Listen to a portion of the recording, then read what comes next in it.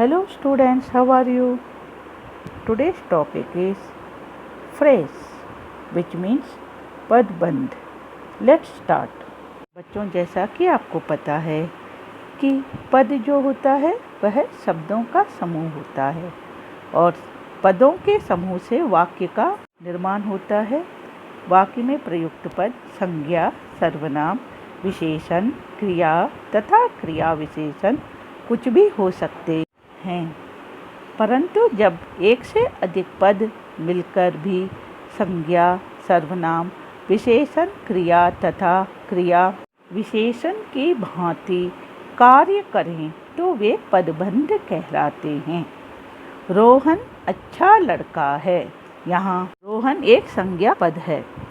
दूसरे वाक्य में कक्षा 8 में पढ़ने वाला रोहन अच्छा लड़का है.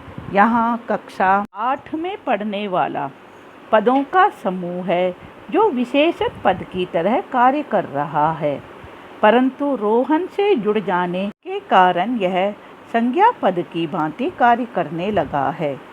एक से अधिक पदों का ऐसा समूह ही पदबंध कहलाता है. पदबंध की परिभाषा: वाक्य के उस भाग को जिसमें एक से अधिक पद मिलकर एक विशिष्ट अर्थ में किसी पद का कार्य करते हैं किंतु पूरा अर्थ नहीं देते, पदबंध कहलाते हैं.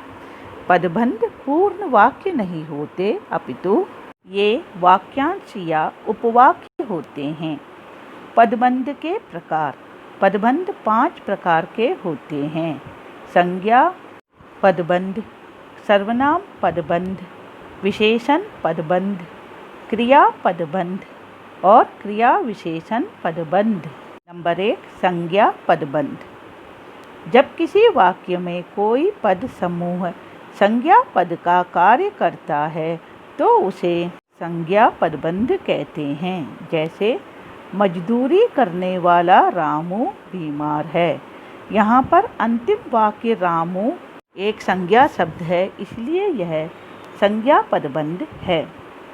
अयोध्या में रहने वाले राजकिशोर आए हैं. राजकिशोर व्यक्तिवाचक संज्ञा है, इसलिए यह शब्द भी संज्ञा पदबंध में आता है. एक और उदाहरण आपको देती हूँ. अतुल की बड़ी बहन चित्र बना रही है, तो यहाँ बहन जो है वह भी संज्ञा शब्द है, इसलिए यह पद भी संज्ञा पदबंध में आ जाता है. नंबर 2, सर्वनाम पदबंध. जब किसी वाक्य में कोई पद समूह सर्वनाम की भांति कार्य करता है तो उसे सर्वनाम पदबंध कहते हैं. जैसे जो पढ़ेगा वही सफल होगा. यहाँ वही जो है सर्वनाम शब्द है, इसलिए यह सर्वनाम पदबंध बन गया. हर साल फेल होने वाले तुम कैसे पास हो गए. यहाँ पर तुम शब्द पुरुषवाचक सर्वनाम है, इसलिए यह सर्वनाम पदबंध के अंतर्गत आता है. नंबर 3, विशेषण पदबंध. जब किसी वाक्य में कोई पद समूह किसी संज्ञा या सर्वनाम के विशेषण का कार्य करता है तो उसे विशेषण पदबंध कहते हैं. जैसे सदैव उपस्थित रहने वाला छात्र आज विद्यालय नहीं आया. एक छात्र की विशेषता सदैव उपस्थित रहने वाला कहकर किया गया है, इसलिए यह विशेषण पदबंध है. गीत गाती हुई स्त्रियां विवाह समारोह में जा रही थीं. यहाँ गीत गाती हुई कहकर स्त्रियों की विशेषता बताई गई है. घायल हुआ व्यक्ति रात भर सड़क पर पड़ा हुआ है. यहाँ पर व्यक्ति के बारे में बताया गया है कि वह घायल है, इसलिए ये पद विशेषण पदबंध के अंतर्गत आते हैं. नंबर 4, क्रिया पदबंध.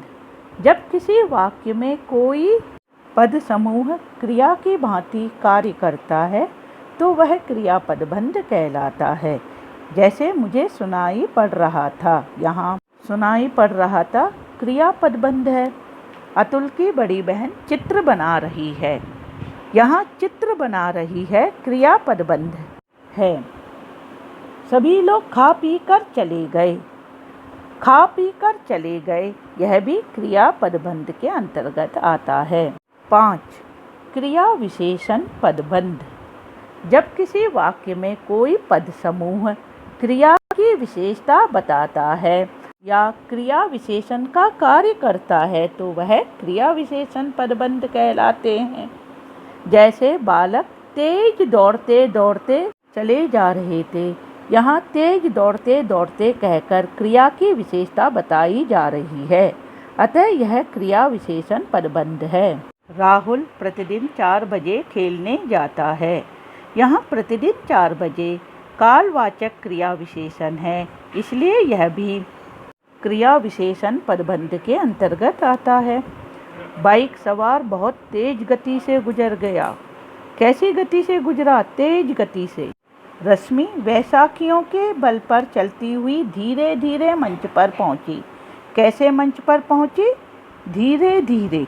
इस प्रकार तेज गति और धीरे धीरे रीतिवाचक क्रिया विशेषण के अंतर्गत आते हैं, इसलिए यह भी क्रिया विशेषण पदबंध है। Students, I hope you may understand this chapter. If you want more text relevant video, please subscribe to my channel. Thank you. Have a good day. कहलाते हैं। पदबंध 5 प्रकार के होते हैं: संज्ञा पदबंध, सर्वनाम पदबंध, विशेषण पदबंध, क्रिया पदबंध और क्रिया विशेषण पदबंध। जब कोई पद समूह वाक्य में संज्ञा की तरह कार्य करता है तो वह संज्ञा पदबंध कहलाता है। जब कोई पद समूह वाक्य में सर्वनाम की तरह कार्य करता है तो वह सर्वनाम पदबंध कहलाता है। जब कोई पद समूह वाक्य में